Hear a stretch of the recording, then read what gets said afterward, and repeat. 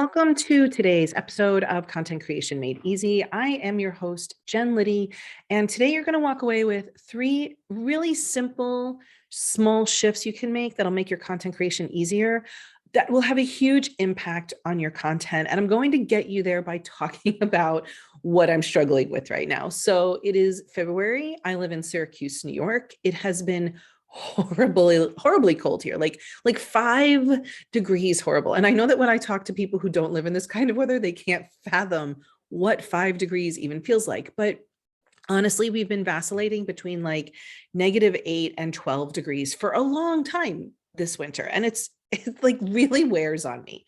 And additionally, outside it's cold, but also inside it's cold. In fact, I have these 3 huge windows in my office and they're like floor to ceiling almost, but they're 115 years old. We actually call our house breezy windows. Like you stand by the windows and your hair kind of blows. So I've been cold a lot. I have a blanket. I have warm socks. I've actually even spent money going away on a workcation so that I could get warmer. Like I feel like I've done a lot of things to try to solve my problem. These are like the short-term solutions to my problem. But mostly I have not been able to get warm and I've been cursing a lot. So I want to talk today about this short-term solution to this problem that there's like just one thing I really hadn't thought of as a problem. I mean, I'm thinking of everything. Not only have I booked 2 trips to Florida, and PS, it was 37 degrees in Florida the first time I went. I'm like started a savings account to get new windows so I could be warm all winter long. And additionally, like I really do have a long-term vision of moving someplace warm, but those 2 things are not immediate solutions to my problems. And so I started thinking about so my husband also works from home and he's upstairs on the back porch where it is literally cold. It's like an enclosed back porch and he seems happy as a clam up there. So I'm always like, what is he doing that's so different? Granted, he tolerates the cold differently than I do, but what's he doing up there? So I asked him, I'm like, how do you stay like comfortable and warm up there? And he goes, I have a space heater. I was like, how did I not think of space heater as the solution to my problem? Duh.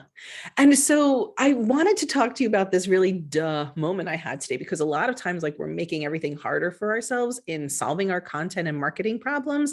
And it really could be as easy as something like, duh, a space heater. The best news is I didn't even have to go to the orange store, which is what I call a Home Depot, because I really hate Home Depot. I didn't have to go buy myself a heater. I literally sent John a text that said, hey, when you're out today, can you pick me up a space heater? And he said, sure. So like now I don't even have to leave the house to go get this thing. He comes home that afternoon with a beautiful space heater. He said it cost $90. And I know that if I would have gone out to buy a space heater, I probably would have cheaped out on myself and gotten the small one and said it was good enough. But like having somebody else do it, like he just took care of it, right? And this one is like, it's bigger and it like oscillates and it like does the trick. And I really started thinking about how much energy I have already spent complaining about how cold I am and how much money I have already spent on things that really didn't solve my problem. So yeah, like getting to Florida twice is nice, but it doesn't solve my problem on a day-to-day basis about how cold I am in my office. I spend a lot of time in my office. So I was really thinking about the space heater solution. And I thought, okay, these are three lessons that I took away from this. And I want to break down each lesson for you. Here are the 3 lessons. And then today I'm going to break them down for you. And we're going to talk about how you can apply these lessons directly and immediately to your content marketing. So the big 3 shifts that solved my problem were: 1, considering that there might be an easier solution than the ones I've already thought of. How can this be easy? Like I have a client that I ask this to her all the time. How could this be easy? And when I did ask that question, I got an answer. For my cold problem, space heater. We'll talk about this a little bit more in depth with your content. The second lesson was, hey, get someone else involved. People will do shit for you when you ask them to do shit for you. And then the third lesson is everything is a long game. And there are some right now, simple, easy solutions, good enough solutions, and there are some long-term solutions. So We know that everything is a long game, but how can you get some relief right now? And that is the third lesson. So in your content marketing, I would guess that you are suffering with something that's like making you feel stressed out, uncomfortable, frustrated, overwhelmed, maybe like you're really in the deep end of the pool all the time. So let's talk deeper about these takeaways and how you can take what I learned in my real life and translate it to your content marketing and business. So let's go to shift number one, which is there might be an easier solution than the one you are thinking of or have thought of. Now, this is a biggie because our brains are they just want to make things more complicated than is necessary. We overthink. Like, do you have any overthinkers out there? Are you an overthinker? We overanalyze and we generally over-concern ourselves with something. And I want to let you in on a huge secret about creating content that you just will not want to believe. You can repeat yourself with your content. In fact, if you don't repeat yourself, your audience is never going to hear you because people hear something once and it kind of bounces off of them. They don't quite get it. It is when we say things over and over in different ways with different stories and different examples that they finally absorb it. Now, this is if you think about the rest of your life, this makes a lot of sense. Like, you're going to be like, why aren't I using this in my business? Think about the people in your life. Do you have children who live with you? Do you have a spouse or a partner who lives with you? Do you have people that you manage, or are you being managed by somebody? Or do you have a colleague that needs to hear things 17 and a half times before they get it? People are just so overwhelmed, right? Like, they're overloaded. They're kind of listening. They're scanning. They're not always paying 100% attention. And these are people, like, I'm talking about the people in your family who don't hear you. They love you. Like, they really are personally invested in you. And even they don't pick up what you're putting down the first time that you do it, right? So lesson number one, there might be an easier solution to your content than you think. And an easier solution right now is to stop reinventing the wheel. Every time you have something to say, go ahead and repeat yourself.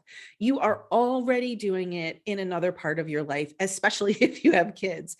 And I always tell my clients, you're going to get bored with your content way faster than your audience is. So when you are repeating yourself, don't worry that like, oh, my audience is going to get so bored with this. They're not, because they love your voice, your way of saying it, your stories. That's what you actually have to manage when it comes to your content creation, your own itch to say something different and to say something more. But basically, once you've got your content pillars down, you know what you want to talk about, you've got your brand messaging down, we're going to be saying things a lot the same. We're going to be saying a lot of the same things. Don't make it harder than it needs to be. Go for that simple solution. Okay. Lesson number two, to make content creation much simpler for you, is to get someone else involved. That was my second lesson. Somebody will help if I just asked him. And that was my husband is very happy to help. I just had to let him know I needed help, right? So this lesson actually shows up every single time I start working with a new client, whether it's a mastermind client or the membership client. And here's how. My client will tell me, like, I don't know what to say. I don't know how to say it. I feel like I'm invisible online. Nobody's interacting. Nobody's converting. And it doesn't matter where they are. They can be on socials. They can be on email. They can do a blog. They can do podcasts, whatever it is. They just feel like nobody's interacting. So this is what I always start with. Have you talked to people who actually have the problem that you want to solve for? Basically, have you chatted with your ideal audience members? Have you interviewed your target market? Now, 100% of the time that they're struggling, the answer has been, well, not really. And that's the thing. Nobody wants to bother to do these interviews, but you need to know something. When you talk to potential customers, potential audience members about the problem that you solve, and you learn everything that they have to say, your content's going to get a lot easier. Why don't you want to do these interviews? Well, they take time, they take effort. Maybe you feel like you're bothering people. Maybe you're highly introverted and you're afraid it's going to deplete you. Those are all fine excuses, but ultimately you need to ask these people for help, because that's what's going to change your content capital completely. So when you do talk to these ideal potential customers, they are going to tell you so much. They are happy to talk about their problems. People love to talk about their problems. And if you're just there to receive it and listen and take copious verbatim notes, your content is actually going to get a lot easier to create. Why? Because then you're going to be using the exact language that they use. You're going to be creating offers that they want. You're going to be using content that lands with them because you're speaking their language and mirroring for them. These interviews, they're called target market interviews. I'll give you a resource at the end of today's podcast with how to do it, like step by step, literally. They get you the exact customer and audience language that has been eluding you and making your content harder. And I call it, basically, they give you content gold. So I'm telling you, ask people to help you, and you will learn exactly what to say and what not to say in your content. At the end, I will definitely give you my system for that.